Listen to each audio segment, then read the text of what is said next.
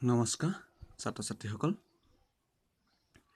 আজি আমি তোমালোকৰ মাজলৈ লৈ আহিছোঁ আমাৰ পাঠ্যপুথি অন্তৰ্গত প্ৰথমটি পাঠ ধনৰ ব্যৱহাৰ। আমি সেইদিনাখন সকলোৰে লগত পৰিচিত হৈ গ'লোঁ। তো আজি আমি প্ৰথম লেচনবিলাকৰ বিষয়ে আলোচনা কৰিম, বা আজিৰ পৰা আমি সদায় লেচনবিলাকৰ বিষয়ে আলোচনা কৰিম। যেতিয়া আমি সকলোৰে একেলগে দেখা সাক্ষাৎ হ'ম, তেতিয়া প্ৰত্যেকৰ লগত পুনৰবাৰ চিনাকি হ'ম। সেয়েহে আজিৰ পৰা যাতে সকলোৱে পাঠ বা লেচনৰ ক্লাছবিলাকত গুৰুত্ব দিয়া আৰু যিবোৰ হোমৱৰ্ক কৰিব দিয়া হয় সেইবোৰ যাতে সকলোৱে পৰিপাটিকৈ কৰি সকলোৱে যাতে দেখুওৱা। তো আহা আমি পাঠটোৰ আলোচনা কৰোঁ। ধনৰ ব্যৱহাৰ। লেখক সত্যনাথ বৰা আমাক পাঠটোৰ প্ৰথম নিৰ্বাচন কৰা উদ্দেশ্যৰ বিষয়ে পঢ়িবলৈ দিছে, যে এই ধনৰ ব্যৱহাৰ পাঠটি আমি ক্লাছ 11ত কিয় পঢ়িব লগা হৈছে সেই বিষয়ে চমু আভাস এটা দিছে। পাঠটো নিৰ্বাচন কৰাৰ উদ্দেশ্য। পুৰণি অসমীয়া গদ্য সাহিত্যৰ এটি গৌৰৱোজ্জ্বল ইতিহাস আছে। একেদৰে আধুনিক অসমীয়া গদ্য সাহিত্যয়ো জোনাকী যুগৰ পৰা বিভিন্ন গৰাকী লেখকৰ হাতত পৰিপুষ্টি লাভ কৰি বৰ্তমানৰ ৰূপ লাভ কৰিছে। গদ্য সাহিত্য আৰু জোনাকী যুগ। পুৰণি অসমীয়া গদ্য সাহিত্যৰ আৰু জোনাকী যুগ। যুগ বিভাজন বিষয় তোমালোকে হয়তো পোৱা নাই, কিন্তু এই যুগ বিভাজনৰ লগত আমাৰ গদ্য সাহিত্যৰ সম্পৰ্কটো অতি নিবিড় বা সম্পৰ্কটো ওতঃপ্ৰোতভাৱে জড়িত হৈ আছে। কাৰণ জোনাকী যুগত আমাৰ অসমীয়া গদ্য সাহিত্যই সম্পূৰ্ণতা বা সম্পূৰ্ণ ৰূপ পাইছিলে যদিও তাৰ আগতো গদ্য সাহিত্যই এটা থুলমূল ৰূপত বা থুনুক থানাকৈ খোজ কাঢ়িব আৰম্ভ কৰিছিল।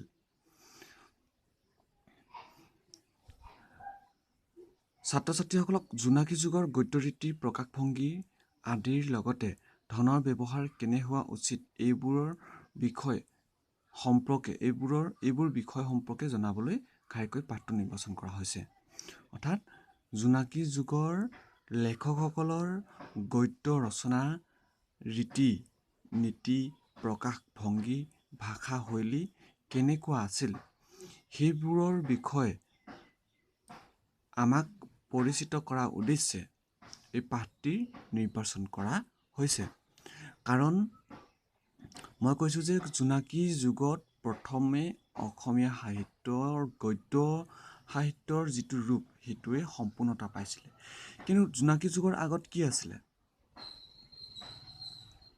প্ৰাক শংকৰী যুগ আছিলে, শংকৰী যুগ আছিলে, শংকৰোত্তৰ যুগ আছিলে, তাৰপিছতে আধুনিক যুগ আহিলে।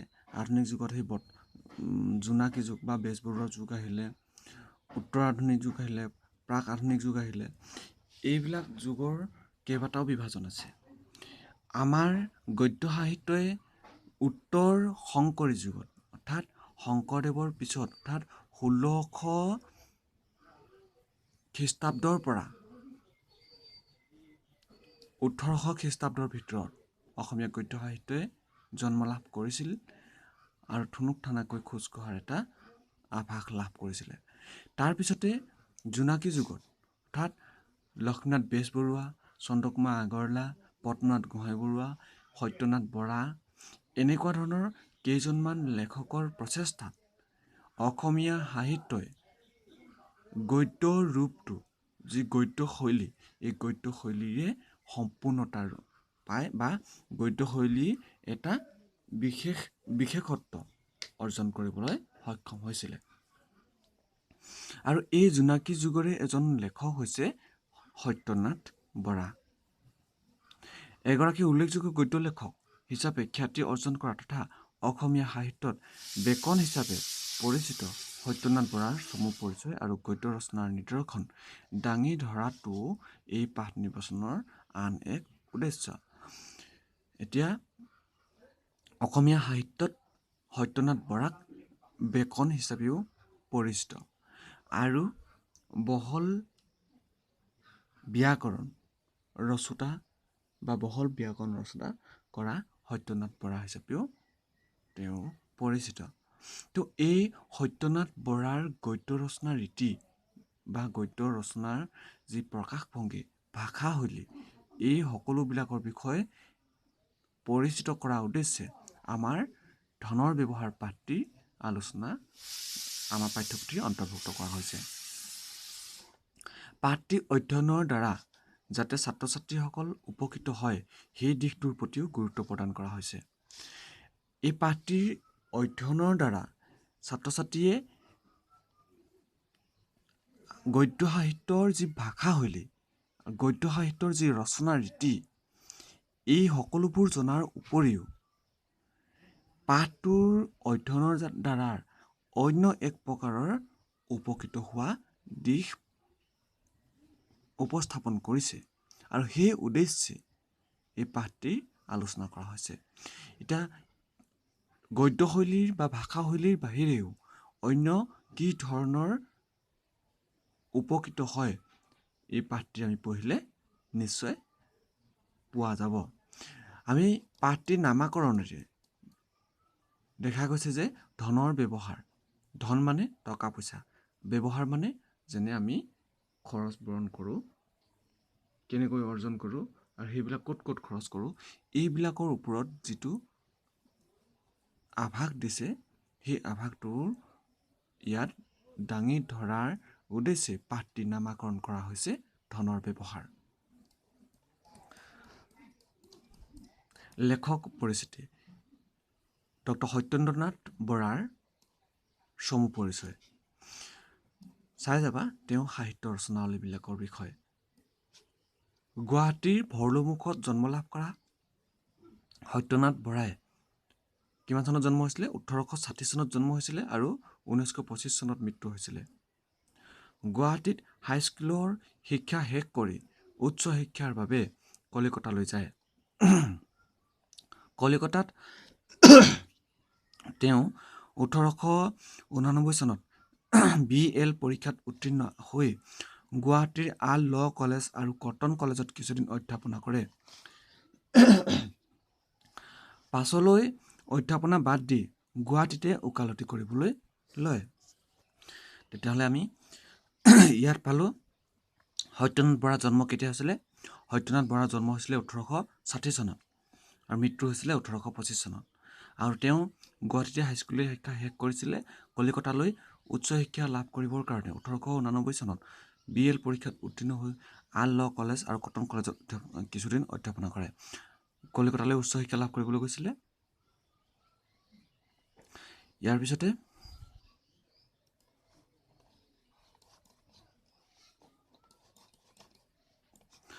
গ্ৰন্থকাৰ হিচাপে আত্মপ্ৰকাশ কৰা সত্যনাথ বৰাৰ প্ৰথমখন গ্ৰন্থ গীতাৱলী প্ৰকাশ পাইছিলে 1888 চনত। সত্যনাথ বৰাৰ প্ৰথমখন গ্ৰন্থ গীতাৱলী কিমান চনত প্ৰকাশ পাইছিলে? 1888 চনত। এইখন আছিল এখন গীতৰ পুথি। গীতাৱলীখন আছিল এখন গীতৰ পুথি। তেওঁ ৰচনা কৰা বহল ব্যাকৰণ এখনি উল্লেখযোগ্য ব্যাকৰণ। অসমীয়া ভাষা এখন দিশ নিৰ্দেশক বা অসমীয়া ভাষাৰ গুৰি ধৰোঁতা এখন গ্ৰন্থ হিচাপে বহল ব্যাকৰণৰ নাম আমি ল'ব পাৰোঁ। তো তোমালোকে সকলোৱে বহল ব্যাকৰণৰ বিষয়ে পঢ়িছানে? বহল ব্যাকৰণ পঢ়িছানে নাই মই নাজানো। আশা কৰিছোঁ নিশ্চয় এবাৰ কিতাপখন পঢ়িবা। তো কিতাপখনত তুমি অসমীয়া ভাষাটোৰ যিমানবোৰ তোমাৰ বৈয়াকৰণিক দিশ বা ভাষাটো গঠন কৰাৰ যিবিলাক প্ৰক্ৰিয়া সেই সকলোবোৰ তন্নতন্নকৈ আলোচনা কৰি দেখুৱাইছে।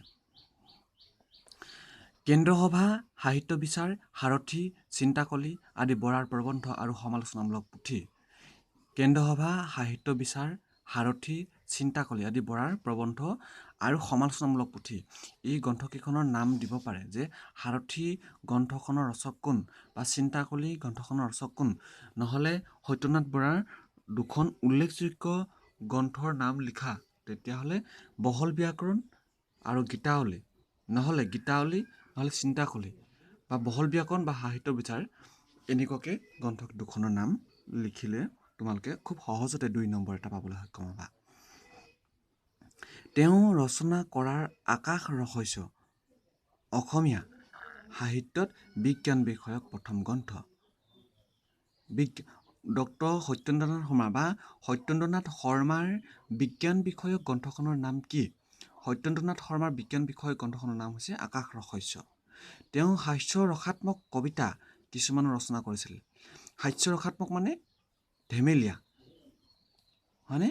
ধেমেলীয়া গ্ৰন্থ ৰচনা কৰিছিলে। সম্পাদক হিচাপেও তেওঁ বৃহৎ লাভ কৰিছিল। 1901 চনত গুৱাহাটীৰ পৰা প্ৰকাশ পোৱা জোনাকী আলোচনীখনক তেওঁ সম্পাদনা কৰিছিল। তো সত্যেন্দ্ৰনাথ বৰাৰ পৰিচয় ইমানেই আছিলে।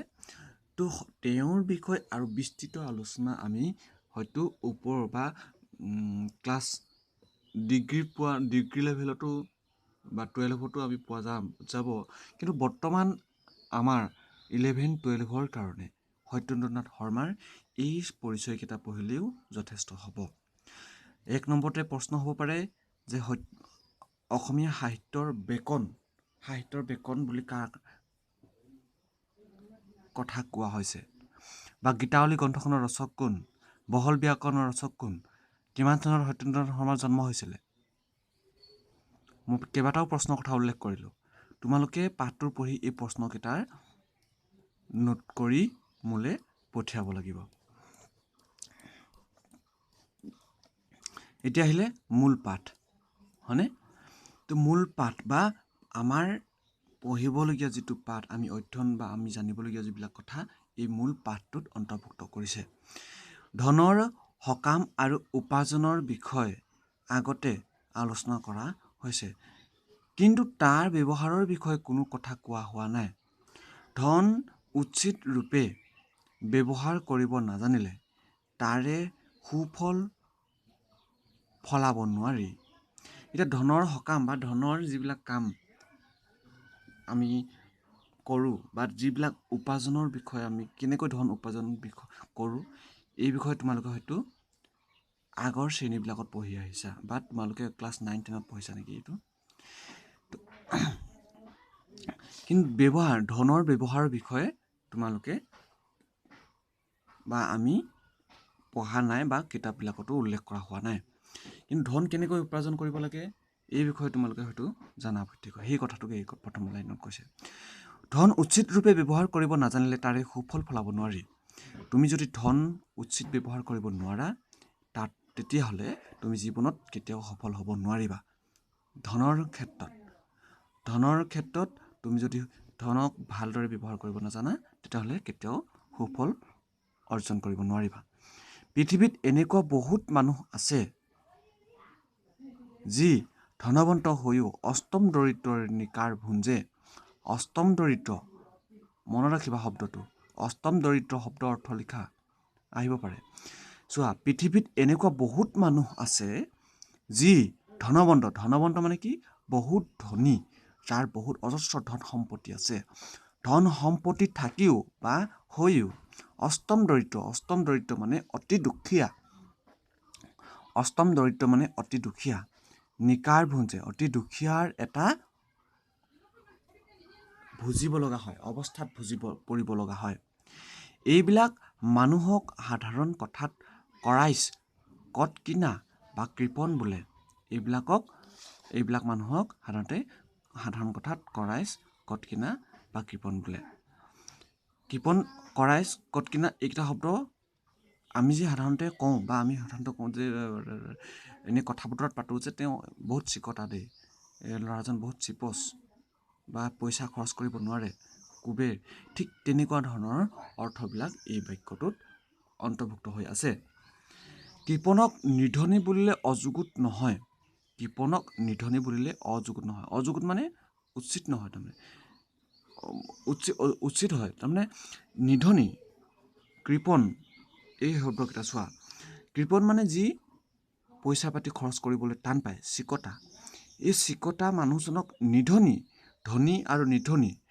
যি ধনী নহয় তাক নিধনী বুলি কোৱা হয়, আৰু যি ধনী, ধন সম্পত্তিৰ অজস্ৰ থাকে, তেওঁক ধনী বুলি কোৱা হয়। এতিয়া কৃপণক কেতিয়াও ধনী বুলি নকয়, সেই কথাটো ইয়াত কৈছে। কৃপণক কেতিয়াও ধনী বুলি কোৱা নহয়, বা কোৱাটো এটা উচিত নহয়। চকুৰে দৰ্শন আৰু ভৰিৰে বুলন কাম নকৰিলে তেনে মানুহৰ সেই দুই ছভিয়া নাই বুলি ধৰিব পাৰি। চকুৰে দৰ্শন আৰু ভৰিৰে বুলন কাম নকৰিলে তেনে মানুহৰ সেই দুই ছভিয়া নাই বুলিব পাৰি। তুমি ধৰা তেওঁৰ অজস্ৰ ধন সম্পত্তি আছে, যিজন কৃপণ মানুহ, তেওঁ অজস্ৰ ধন সম্পত্তি আছে যদিও তেওঁ ভাল কামত, তেওঁ ভাল খোৱা বস্তু, ভাল এযোৰ কাপোৰ কানিত, বা কোনোবাৰ যদি বেমাৰত পৰিছে বা বিপদত পৰিছে তেওঁক উদ্ধাৰ কৰিবলৈ যিয়ে কুণ্ঠাবোধ কৰে, বা তেওঁ যি কৃপণালি কৰে, তেওঁৰ ধন থাকিও নথকাৰ সমান, সেই কথাটো ইয়াত প্ৰকাশ কৰিছে। তুমি সেই মানুহজনৰ ওচৰলৈ গৈ তুমি নিজে তেওঁৰ হাত পইচা কিমান আছে সেইবিলাক চুই চালেও, বা ভৰিৰে চকুৰে দৰ্শন মানে তুমি চকুৰে চাই আহিলেও, ভৰিৰে বুলন, তুমি খোজকাঢ়ি বা তাত গৈ কিমান কি আছে সেইখিনি চাই আহিলেও তুমি তাৰ যিটো ছভিয়া নাই বুলি ধৰিব পাৰিবা, তাৰ যিটো আধ্যবন্ত নাই বুলি তুমি ঠিক কৰিব পাৰিবা, বা তাক সেইটো উচিত নহয়, মানে তেওঁ ধনী বুলি কোৱাটো উচিত নহয়। সেইদৰে যি মানুহে ধন থাকোঁতে ধনৰ কাৰ্য নকৰে তাক নিধনী বুলিলে যুক্তিৰ দোষ নহয়। যিবোৰ মানুহৰ ধন থাকিও তেওঁ ধনৰ কাৰ্য বা ধনৰ কাম নকৰি সাঁচি থৈ দিয়ে, ধন থাকিও যি কামত যদি নলগায় সাঁচি থৈ দিয়ে, তাৰ ধন নাই বুলি কোৱাটোৱেই উচিত, বা তেওঁৰ ধন নাই বুলি ক'লে কোনো যুক্তিৰ দোষ নহয়, তেওঁ ধন নাই বুলিয়ে ক'ব লাগিব। আচল মতে কৃপণৰ ধন নহয়, লৰাই উমলা খোলাকটি। কৃপণৰ যিবোৰ ধন সেইবোৰ সাঁচি থৈ দিয়ে যদিও সেইবিলাক প্ৰকৃতাৰ্থত ধন নহয়। ধন কাক কোৱা হয়? যি তুমি তোমাৰ বিপদৰ সময়ত, তোমাৰ প্ৰয়োজনীয় কামত, বা যিবোৰ তুমি কামত ব্যৱহাৰ কৰা, সেইবোৰেহে প্ৰকৃতাৰ্থত ধন। সেয়া হয়তো তোমাৰ জ্ঞানো হ'ব পাৰে, সেয়া হয়তো তোমাৰ সঁচাকৈ টকা পইচাও হ'ব পাৰে, সোণ ৰূপো হ'ব পাৰে, বা খোৱা বোৱাৰ বস্তু পাতি হ'ব পাৰে, থকা মেলা অজস্ৰ কিবা আচবাববিলাকৰো হ'ব পাৰে। তো এই সকলোবোৰ তেওঁ যদি প্ৰয়োজনীয় সময়ত ব্যৱহাৰ নকৰে, ধন আছে বুলিয়ে যদি সি সাঁচি ৰাখি থয়, সেইবিলাকক ধন বুলি কোৱা নহয়, সেইবিলাকক কি বুলি কোৱা হয়? লৰাই উমলা খোলাকটি। লৰাই যে খেলিবৰ কাৰণে যিবিলাক গুটি হেৰি ব্যৱহাৰ কৰে, কিছুমান উমলাৰ বস্তু ব্যৱহাৰ কৰে, সেই বস্তুবিলাকৰ লগত তুলনা কৰিছে। তো আজিলৈ আমি ইমানতে সামৰিছোঁ। আমি পালোঁ আজি পাঠটো নিৰ্বাচন কৰা মূল উদ্দেশ্য হৈছে যে আমাৰ জোনাকী যুগৰ যি গদ্য শৈলী, জোনাকী যুগৰ এজন লেখক সত্যনাথ বৰাৰ যি ৰচনা ভংগী, ভাষা শৈলী, সেই বিষয়ে এই পাঠটোত আমি পাম, আৰু সেইকাৰণে আমাক পঢ়িবলৈ দিছে। তাৰপিছতে আহিলে লেখকৰ পৰিচয়। লেখক সত্যেন্দ্ৰনাথ বৰাৰ অসমীয়া সাহিত্যৰ বেকন বুলি কোৱা হয়। তেওঁ গীতাৱলী গ্ৰন্থখন ৰচনা কৰিছে, অসমীয়া সাহিত্যৰ বহল ব্যাকৰণ ৰচনা কৰিছে, তাৰপিছতে আৰু কেইবাখনো গ্ৰন্থ ৰচনা কৰিছে। চিন্তাকলি, সাৰথি, সাহিত্য বিচাৰ, কেন্দ্ৰ সভা, এইবিলাক গ্ৰন্থ ৰচনা কৰিছে। এই বিষয়ে আমি আজি আলোচনা কৰিলোঁ। তোমালোকে ইয়াৰলৈকে খোলাকটি, এই লৰাই উমলা খোলাকটিলৈকে কিমানটা প্ৰশ্ন পাৰা মোক আজি কৰি দেখুৱাব লাগিব। তো আমি আজিলৈ ইমানতে সামৰিছোঁ। তোমালোকে প্ৰশ্নবোৰ খুব সোনকালে মোক কৰি দেখুৱাবা বুলি মই ৰৈ থাকিম।